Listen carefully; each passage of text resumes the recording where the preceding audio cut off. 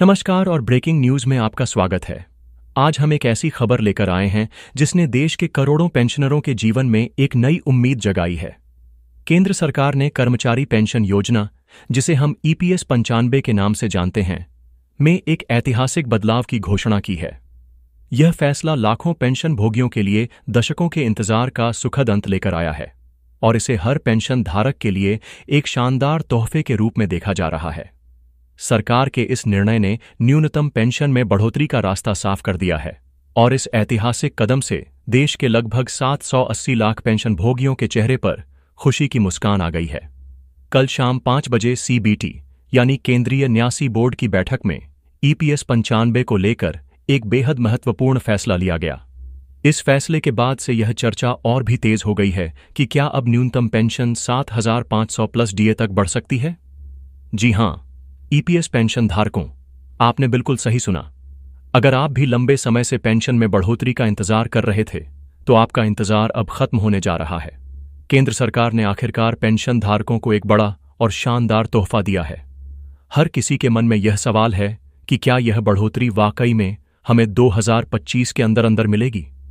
सरकार ने फिलहाल क्या अपडेट जारी किया है, कौन सी नई लिस्ट जारी हुई है और कौन से 5 बड़े बदलाव आपकी पेंशन से जुड़े हैं, इन सभी सवालों पर हम विस्तार से चर्चा करेंगे। हम जानेंगे कि ईपीएफओ ने कौन से 5 बड़े बदलाव किए हैं और आपकी ईपीएस पेंशन में कितनी बढ़ोतरी होगी। क्या पेंशन अब 7,500 प्लस डीए के साथ लागू होगी? यह अभी की बहुत बड़ी जानकारी है जो सीधे केंद्र सरकार के वित्त मंत्रालय से आ रही है। इस प्रस्ताव में यह भी बताया गया है कि किनको कितनी पेंशन मिलेगी और नए नियमों के अनुसार किनको नई पेंशन मिलेगी। हम आपको उन 5 बड़े बदलावों और नए नियमों के बारे में बताएंगे जिनका सीधा असर आपकी पेंशन पर होगा। इससे न केवल सेवानिवृत्त कर्मचारियों को बल्कि वर्तमान में काम कर रहे करोड़ों कर्मचारियों को भी बहुत फायदा मिलेगा। यह सारी जानकारी ईपीएस के 780 लाख पेंशन भोगियों और करोड़ों कर्मचारियों के लिए बहुत ही महत्वपूर्ण है। 780 लाख पेंशन भोगियों के लिए तो यह वाकई एक बहुत ही शानदार अपडेट है, क्योंकि अब हर महीने मिलने वाली 1,000 की न्यूनतम पेंशन की जगह 7,500 प्लस डीए और मेडिकल सुविधा की मांग पर बहुत बड़ी जानकारी आ चुकी है। एनआईसी के अध्यक्ष कमांडर अशोक रावत की तरफ से भी एक बड़ी अपडेट आई है, जिसके बारे में भी हम इस खबर में आगे जानेंगे। पेंशन धारकों के प्रस्ताव को लेकर श्रम मंत्रालय और वित्त मंत्रालय ने जो आश्वासन दिया था, उस पर भी नई अपडेट आ चुकी है। इसके साथ ही हम बात करेंगे कि ईपीएफओ ने पेंशन को लेकर कौन सा नया आदेश निकाला है और उसका आपकी पेंशन पर क्या असर होगा। क्या आपकी पेंशन बढ़ेगी और बढ़ेगी तो कितनी बढ़ेगी? इन सभी महत्वपूर्ण अपडेट्स को हम विस्तार से समझेंगे। पेंशन धारकों के लिए यह एक अच्छी खबर है, क्योंकि उन्हें 10 साल के बाद आखिरकार उनका असली हक मिलने जा रहा है। आखिरकार आज इस पर मंजूरी मिल गई है। लाखों पेंशन भोगियों के लिए एक नई सुबह आई है, क्योंकि सरकार ने ईपीएस 95 पेंशन योजना में एक ऐतिहासिक बदलाव की घोषणा की है। जुलाई 2025 से मासिक पेंशन में बड़ी बढ़ोतरी होने वाली है। इस फैसले से 35 लाख से अधिक सेवानिवृत्त कर्मचारियों को बड़ी वित्तीय राहत मिलेगी और उनका दशकों का इंतजार खत्म हो जाएगा। यह नई व्यवस्था जुलाई 2025 से लागू होगी और इसमें न्यूनतम मासिक पेंशन 2,250 की गारंटी दी गई है।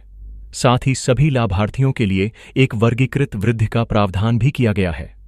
यह भारत में सामाजिक सुरक्षा के लिए एक युगांतकारी क्षण है। सरकार ने यह घोषणा एक आधिकारिक राजपत्र अधिसूचना के माध्यम से की। यह सुधार उन 35 लाख से अधिक सेवानिवृत्त कर्मचारियों के जीवन पर सीधा प्रभाव डालेगा जो संगठित क्षेत्र से हैं, और उन्हें वित्तीय सम्मान और सुरक्षा का एक नया एहसास देगा। दशकों से ईपीएस 95 योजना के लाभार्थी बहुत कम पेंशन पर अपना जीवन बिता रहे थे। कई लोगों को तो महीने में सिर्फ 1,000 ही मिलते थे। यह मामूली रकम बढ़ती महंगाई, स्वास्थ्य खर्चों और जीवन यापन की अन्य जरूरतों के लिए अपर्याप्त थी। जुलाई 2025 का यह संशोधन सिर्फ एक छोटा बदलाव नहीं, बल्कि पेंशन ढांचे का एक मौलिक पुनर्गठन है। इसका मुख्य उद्देश्य उन लोगों को अधिक लाभ पहुंचाना है जो पेंशन स्पेक्ट्रम के सबसे निचले स्तर पर हैं। इस सुधार का लक्ष्य दोहरा है। पहला, पेंशन भोगियों को तत्काल वित्तीय राहत देना, और दूसरा, एक अधिक न्यायसंगत प्रणाली स्थापित करना। जो पेंशन भोगी सबसे कम राशि पा रहे थे, उनकी मासिक आय में सबसे बड़ी प्रतिशत वृद्धि होगी। यह कदम विभिन्न श्रमिक संघों और पेंशन भोगी कल्याण संघों की लगातार मांगों का नतीजा है, जिन्होंने एक सम्मानजनक पेंशन के लिए अथक अभियान चलाया था। अब बात करते हैं कि इस घोषणा का असल मतलब क्या है और नई दरें क्या हैं। यह पूरी प्रक्रिया स्वचालित होगी, यानी किसी भी लाभार्थी को इसके लिए दोबारा आवेदन करने या कोई कागजी कार्रवाई करने की जरूरत नहीं होगी। नई दरों के अनुसार जिन लोगों की पेंशन पहले 1000 थी, वह बढ़कर 2250 हो जाएगी, यानी 1250 की सीधी बढ़ोतरी। जिनकी पेंशन 1500 थी, उन्हें अब 2600 मिलेंगे। इसी तरह 2000 पाने वालों की पेंशन 3000 हो जाएगी, 2500 पाने वालों को 3400 मिलेंगे, और जो लोग 3000 या उससे ज्यादा पा रहे थे, उन्हें अब कम से कम 3750 मिलेंगे। इस नई संरचना का सबसे महत्वपूर्ण पहलू यह है कि जुलाई 2025 से भारत में किसी भी ईपीएस 95 पेंशन भोगी को प्रति माह 2250 से कम नहीं मिलेगा। इस बड़े बदलाव को समझने के लिए इसके इतिहास को जानना भी जरूरी है। कर्मचारी पेंशन योजना यानी ईपीएस 95 को 19 नवंबर 1995 को शुरू किया गया था। इसका उद्देश्य संगठित क्षेत्र के कर्मचारियों को सेवानिवृत्ति के बाद एक निश्चित मासिक आय प्रदान करना था। लेकिन समय के साथ मुद्रास्फीति के कारण इस पेंशन का मूल्य बहुत कम हो गया था, क्योंकि इसमें समय समय पर संशोधन का कोई प्रावधान नहीं था। इसी वजह से पेंशन भोगी संगठन लगातार न्यूनतम पेंशन बढ़ाने की मांग कर रहे थे। जुलाई 2025 का यह संशोधन इसी दशकों लंबे संघर्ष का परिणाम है। अब यह जानना जरूरी है कि इस बढ़ी हुई पेंशन के लिए कौन पात्र है। यह नई व्यवस्था सभी मौजूदा पेंशन भोगियों पर लागू होगी जो 30 जून 2025 तक इस योजना के तहत पेंशन पा रहे थे। इसके अलावा वे सभी सेवानिवृत्त कर्मचारी जिन्होंने कम से कम 10 साल की पेंशन योग्य सेवा पूरी की है, वे भी इसके पात्र हैं। यह लाभ पारिवारिक पेंशन भोगियों जैसे विधवा या आश्रित बच्चों को भी मिलेगा, और उनकी पेंशन भी आनुपातिक रूप से बढ़ाई जाएगी। जिन लोगों ने पेंशन कम्यूटेशन या समय से पहले पेंशन निकासी का विकल्प चुना था, उन्हें भी यथानुपात आधार पर इस वृद्धि का लाभ मिलेगा। इस पूरी प्रक्रिया को सुचारू रूप से चलाने के लिए यह बहुत जरूरी है कि सभी पेंशन भोगियों का यूनिवर्सल अकाउंट नंबर यूएएन और आधार उनके खाते से सही ढंग से जुड़ा हो। ज्यादातर पेंशन भोगियों के लिए यह प्रक्रिया पहले ही पूरी हो चुकी है, लेकिन अगर किसी ने अभी तक ऐसा नहीं किया है तो उन्हें किसी भी संभावित देरी से बचने के लिए इसे तुरंत पूरा कर लेना चाहिए। इस पेंशन वृद्धि का सामाजिक और आर्थिक प्रभाव बहुत गहरा होगा। यह केवल एक वित्तीय सहायता नहीं, बल्कि लाखों वरिष्ठ नागरिकों के लिए सम्मान की बहाली है। इससे उनकी अपने परिवार पर निर्भरता कम होगी और वे अपनी दवाइयों और अन्य जरूरतों को आसानी से पूरा कर पाएंगे। जब लाखों लोगों के हाथ में अधिक पैसा आएगा तो इससे स्थानीय बाजारों में भी खरीद फरोख्त बढ़ेगी, जिसका अर्थव्यवस्था पर सकारात्मक प्रभाव पड़ेगा। अब सवाल यह है कि आप अपनी संशोधित पेंशन की जांच कैसे कर सकते हैं। हालांकि यह प्रक्रिया स्वचालित है, फिर भी आप अपनी संतुष्टि के लिए इसे सत्यापित कर सकते हैं। इसका एक तरीका ईपीएफओ सदस्य पोर्टल पर जाकर है। आप ईपीएफओ की आधिकारिक वेबसाइट पर पेंशनर्स पोर्टल में लॉग इन करके अपनी पेंशन पासबुक देख सकते हैं। वहां आपको जुलाई 2025 के महीने में जमा हुई नई बढ़ी हुई राशि दिख जाएगी। दूसरा तरीका उमंग यूएमएनजी ऐप का उपयोग करना है। इस ऐप में ईपीएफओ सेक्शन में जाकर आप अपनी पासबुक देख सकते हैं। सबसे सरल और पारंपरिक तरीका है कि आप अगस्त 2025 के पहले सप्ताह में अपनी बैंक शाखा में जाकर अपनी पासबुक अपडेट करवा लें या नेट बैंकिंग के माध्यम से अपना बैंक स्टेटमेंट देख लें। अगर किसी कारणवश आपकी पेंशन संशोधित नहीं होती है तो घबराने की जरूरत नहीं है। सबसे पहले अगस्त 2025 के पहले सप्ताह तक प्रतीक्षा करें।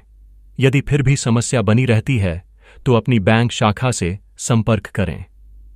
अगर वहां से भी समाधान नहीं मिलता है तो आप अपने नजदीकी ईपीएफओ कार्यालय जा सकते हैं।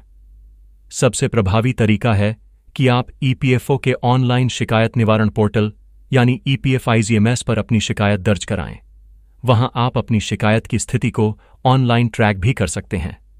यह जानना महत्वपूर्ण है कि यह पेंशन वृद्धि जुलाई 2025 से ही प्रभावी है। इस घोषणा में पिछली अवधि के लिए किसी भी बकाया या एरियर के भुगतान का कोई प्रावधान नहीं है। संक्षेप में, ईपीएस 95 पेंशन योजना में यह वृद्धि एक ऐतिहासिक कदम है जो लाखों सेवानिवृत्त कर्मचारियों के जीवन में वित्तीय सम्मान और सुरक्षा का एक नया अध्याय शुरू करेगा। यह सरकार द्वारा अपने वरिष्ठ नागरिकों के प्रति दिखाए गए सम्मान और देखभाल का प्रतीक है। सभी लाभार्थियों को सलाह दी जाती है कि वे जुलाई 2025 की पेंशन के लिए अपने बैंक स्टेटमेंट की जांच करें और किसी भी जानकारी के लिए आधिकारिक ईपीएफओ चैनलों का उपयोग करें। इस अपडेट की पूरी सच्चाई क्या है? कौन सा बड़ा फायदा मिलने वाला है? क्या मेडिकल सुविधा मिलेगी? डीए मिलेगा या न्यूनतम पेंशन में कितनी बढ़ोतरी होगी? और कौन कौन से नए नियम देखने को मिलेंगे? इन तमाम महत्वपूर्ण अपडेट्स के बारे में हम एक एक करके विस्तार से जानेंगे। सबसे पहली और महत्वपूर्ण अपडेट 780 लाख ईपीएस पेंशन धारकों के लिए यह है कि किनको मिलेगी 7,500 की पेंशन और किनको मिलेगी 5,000 प्लस डीए की पेंशन। यह दोनों अपडेट आप सभी के लिए बहुत महत्वपूर्ण हैं, जिनके बारे में हम सबसे पहले बात करेंगे और फिर बाद में 5 बड़े बदलावों और उनके फायदों पर चर्चा करेंगे। ईपीएस पेंशन भोगियों के लिए राष्ट्रीय आंदोलन समिति एनआईसी ने सरकार के सामने 7,500 प्रति माह पेंशन लागू करने की मांग रखी थी, जबकि ट्रेड यूनियनों ने 4,500 की पेंशन प्रति माह कम से कम लागू करने की मांग का समर्थन किया था। हालांकि ईपीएस 95 राष्ट्रीय आंदोलन समिति ने 1,000 और 3,000 की पेंशन राशि को वर्तमान महंगाई के द्वार में अपर्याप्त बताया है, जो पेंशन भोगियों की बुनियादी जरूरतों को पूरा करने में सक्षम नहीं है। वहीं ट्रेड यूनियनों ने 5,000 की पेंशन लागू करने की बात कही है, जबकि नेशनल एजुकेशन कमेटी ने 7,500 की पेंशन के समर्थन में अपनी मांग रखी है। तो आखिर सरकार ने क्या नया आश्वासन दिया है जिससे पेंशन धारकों की बल्ले बल्ले होने वाली है? सबसे पहले हम नए लाभों की बात करते हैं। आपको नई पेंशन के अंदर क्या क्या नए फायदे देखने को मिलेंगे? नए लाभों को लेकर सबसे पहली अपडेट यह है कि ईपीएफओ ने कुछ ऐसे बदलाव किए हैं जिनसे कर्मचारी और पेंशन भोगी दोनों को लाभ मिलेगा। सबसे पहला बड़ा फायदा उच्च पेंशन का होगा। जैसा कि नए नियमों के अनुसार कर्मचारी अपने वास्तविक मूल वेतन के आधार पर ईपीएफ में योगदान कर सकते हैं, अगर उन्होंने हायर पेंशन का विकल्प चुना है तो, जिससे वे पेंशन में अधिक राशि पा सकते हैं। जिन्होंने उच्च पेंशन का विकल्प चुना है उन्हें अब अधिक पेंशन मिलेगी, यानी पेंशन वृद्धि का फायदा मिलेगा। वेतन सीमा में बढ़ोतरी को लेकर बात करें तो वर्तमान में 15,000 की वेतन सीमा को बढ़ाकर 21,000 किए जाने को लेकर श्रम मंत्रालय ने भी संकेत दिया था और वित्त मंत्रालय ने भी इस पर समीक्षा करने की बात कही थी। सरकार ने कहा था कि वह समीक्षा करेगी, जिसके बाद नई पेंशन लागू होगी। संसदीय समिति ने हाल ही में पेंशन धारकों की पेंशन को लेकर एक प्रस्ताव रखा था, जिसमें यह मांग की गई थी कि सरकार 2025 के अंदर अंदर पेंशन की बढ़ोतरी को पूरा करे और पेंशन भोगियों को उनका हक दिया जाए। संसदीय समिति ने यह मांग तो की थी, लेकिन अभी फिलहाल यह पुष्टि होनी बाकी है कि 7,500 की पेंशन किनको और कब मिलेगी और वेतन लिमिट 15,000 से बढ़कर 21,000 या 25,000 कब होगी और इसे कब लागू किया जाएगा। वैसे तो सरकार की तरफ से कोई आधिकारिक पुष्टि नहीं हुई है, लेकिन मीडिया रिपोर्ट्स के अनुसार यह जानकारी मिल रही है कि सरकार ईपीएस 95 पेंशन भोगियों के लिए ईपीएफ के तहत वेतन सीमा को 15,000 से बढ़ाकर 21,000 करने पर विचार कर रही है। इससे अधिक कर्मचारियों को फायदा होगा। इसका फायदा आपको इस तरह से भी होगा जैसे ही आपकी वेतन लिमिट 15,000 से बढ़कर 21,000 होगी तो आपकी वर्तमान अधिकतम पेंशन राशि 2,500 से बढ़कर 8,500 तक हो सकती है। तो यहां आपको सीधा ही फायदा होगा वेतन लिमिट का, और यहां पेंशन की राशि डायरेक्ट आपकी सीधी 7,500 लागू की जाए, इस मांग पर भी विचार हो रहा है, लेकिन फिलहाल कोई कंफर्म जानकारी देखने को नहीं मिली है। अगली बदलाव से जुड़ी अपडेट आ रही है, जिसमें पीएफ से निकासी को और आसान बनाया गया है। अगर आपको किसी अर्जेंट काम के लिए ईपीएफ से निकासी चाहिए तो अब यह और आसान हो गया है।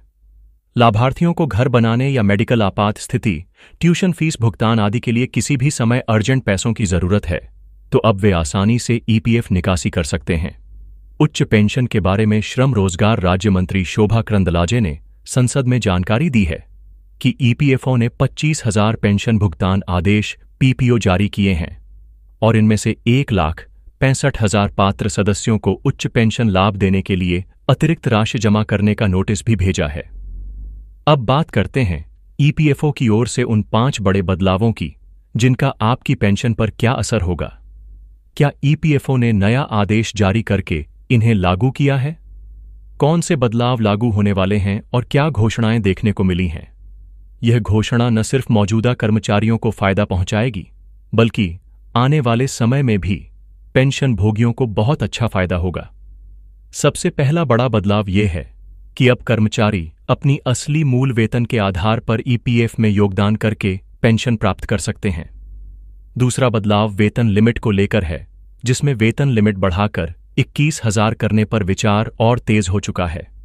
तीसरा बदलाव पेंशन राशि में संभावित इजाफा है, जिससे आपकी पेंशन अधिक होगी। चौथा बदलाव पैसे निकालने के नियमों को लेकर है, जिसे और आसान बनाया जाएगा ताकि पेंशन भोगियों को किसी भी प्रकार की कोई समस्या न हो और वे आसानी से ईपीएफ से निकासी कर सकें। पांचवा बदलाव यह है कि अब पेंशनर्स को मिलने वाली मेडिकल सुविधाओं को लेकर भी एक सकारात्मक रुख देखने को मिल रहा है। हालांकि इस पर अभी अंतिम फैसला आना बाकी है, लेकिन सरकार इस दिशा में भी काम कर रही है। तो दोस्तों, यह था ईपीएस 95 पेंशन योजना का नया अपडेट, जो हर पेंशन धारक के लिए एक बड़ा कदम है। यह जानकारी उपयोगी लगी तो वीडियो को लाइक और शेयर करना न भूलें। ऐसे ही और अपडेट्स के लिए चैनल को सब्सक्राइब जरूर करें। फिर मिलेंगे एक नई जानकारी के साथ।